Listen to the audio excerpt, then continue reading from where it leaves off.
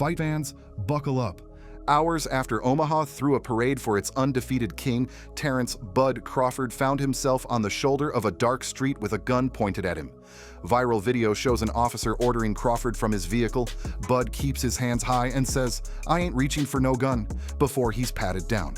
According to police, the stop happened just before 1:30 a.m. for reckless driving. Seatbelt. Step out.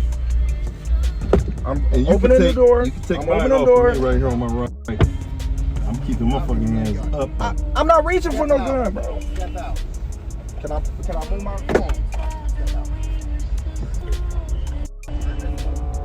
Yeah, that's crazy.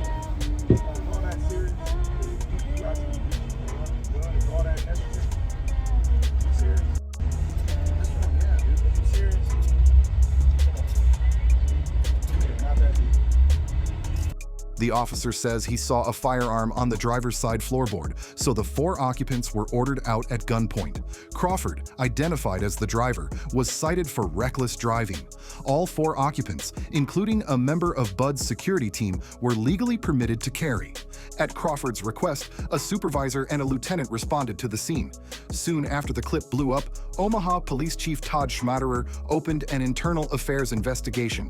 Omaha Mayor John Ewing says he spoke directly with Crawford and called for a full and thorough review, emphasizing trust and transparency after what was otherwise a day of civic celebration. The juxtaposition is jarring, a city cheering its champion in daylight, and that same champion facing down the barrel by night. The investigation will determine procedure and proportionality. The optics have already started a louder conversation. What's your take on the stop and the investigation? Procedurally justified or over the line? Drop a respectful take in the comments, then hit subscribe and tap bell so you catch the follow-up when Omaha releases the findings. Wanderlei Silva's nightmare gets a name. We now know who threw the punch that slept Wanderlei Silva in that post-fight melee in São Paulo, Rafael Freitas, the son of Acelino Freitas. Here's the chain. Silva was disqualified after repeated fouls in their exhibition boxing match. Chaos breaks out. In the brawl, a shot lands flush on Wanderlei. He's knocked out cold. Fabricio Werdum, cornering Silva, says the blow fractured Wanderlei's nose and required stitches. Popo fired back online, accusing members of Silva's team, Werdum and Andre Dida, of escalating and even trying to choke him amid the scrum. Werdum rebutted, "The images don't lie." He says they were outnumbered 20-4, reacted defensively, and blasted the cheap shot to the back of Wanderlei's head. Spot and Fight Night issued the stock statement condemning the incident, and the Brazilian National Boxing Council hasn't commented. From ringside accounts to fighter reactions, the consensus lands in the same place. This was supposed to be nostalgia and turned into a fiasco. Vitor Belfort, originally slated to fight Wanderlei on the card, went hardest, calling the scene an embarrassment and telling Wanderlei to ask forgiveness. That's the sports code peeking through the noise. Win or lose, you honor the bell, you honor the ring, and when it is over, it is over. Saturday wasn't. Matt Brown pours cold water on Rousey comeback talk. A single, "Never Say Never," from Ronda Rousey, and the internet did what the internet does. Matt Brown did what veterans do. He cut through the noise. On The Fighter versus the Writer, Brown said what many think. After nearly a decade away, multiple concussions acknowledged, 2 brutal losses to close out her run, and a life built beyond the octagon, a comeback is a bad idea. What is the perception of, like, do we even want Ronda Rousey back? Well, we know everybody will get behind bringing Ronda Rousey back. As big of a star as she was, like, yeah, fuck yeah, everybody will be all about it. Whether they love her or hate her, right? We'll watch 100%. I don't think you can take. I'd say the same thing with Conor and maybe even Chandler. I think he stayed in the gym, but like, you cannot just take the time off and expect to come back at a high level. Everybody else is working every day. This isn't, I don't know, 1998 anymore, you know, where you can kind of just be a fighter, you know, just in training camp and then chill and then come back, you know, and we're not even talking about that. We're talking about years off. Like, should get destroyed. I mean, maybe they'll find a matchup for her, you know, like a Betch Pereira type or something, you know, like there's still those girls out there in those divisions, unfortunately, but no, like, you can't take that kind of time off. Like, there's a point where you just got to say, I'm done. Like I've spent enough time away from the sport that coming back is not going to be a good option for me anymore. And Ronda's past that point for sure. And she's got to know it too. I mean, the only question with her is like, her ego, right? Like she really thinks that she's the greatest fighter ever, and she can probably take this time off and come back. But it doesn't work that way.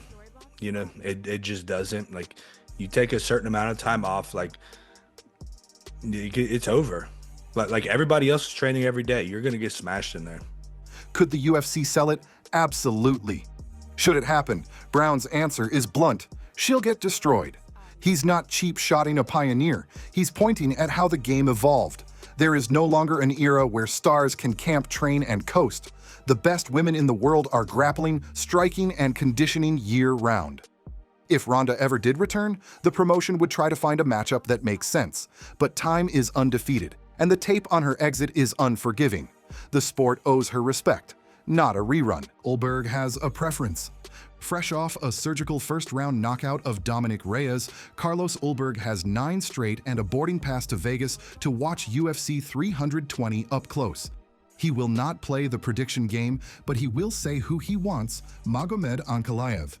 Why? Because Ankalaev has been the division's quiet constant, dominant in stretches, stingy with mistakes. Ulberg's pitch is simple. Take out the guy nobody solves and your claim to the throne writes itself. It fits Ulberg's arc. He's gone from flashy but hittable to patient and predatory, winning fights with geometry and timing more than volume.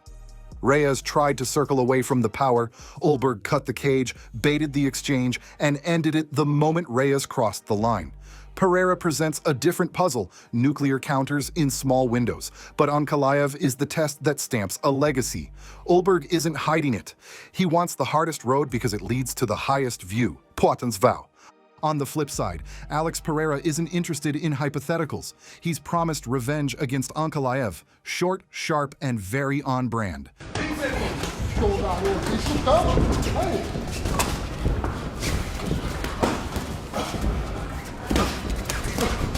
10 segundos.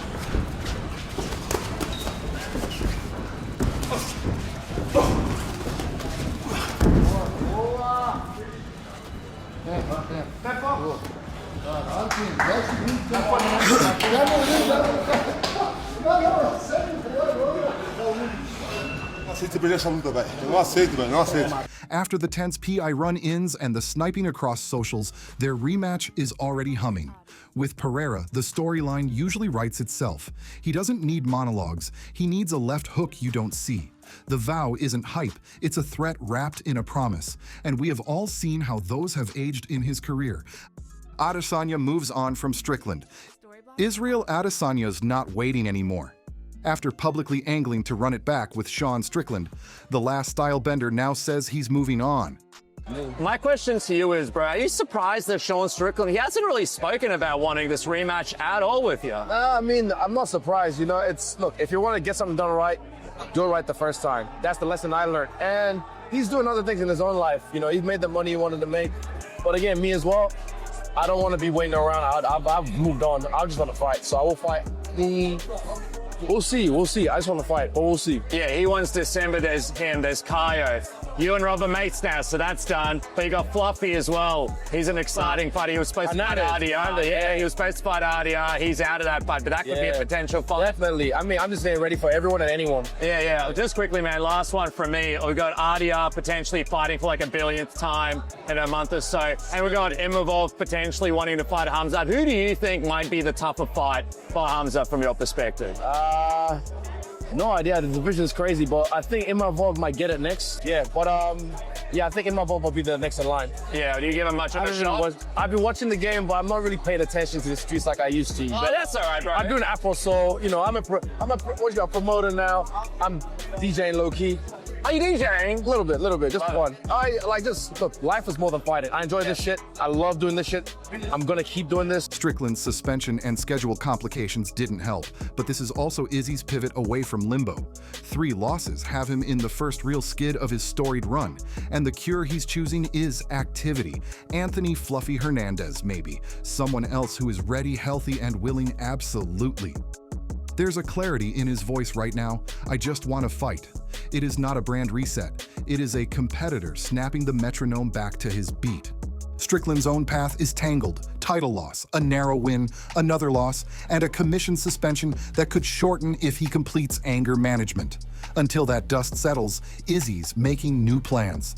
The middleweight board is busy again, and Adesanya stepping back into the rotation is the fastest way to keep it honest.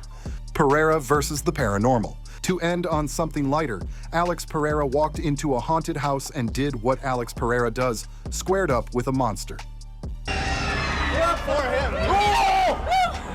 Agora, vou dar, chama.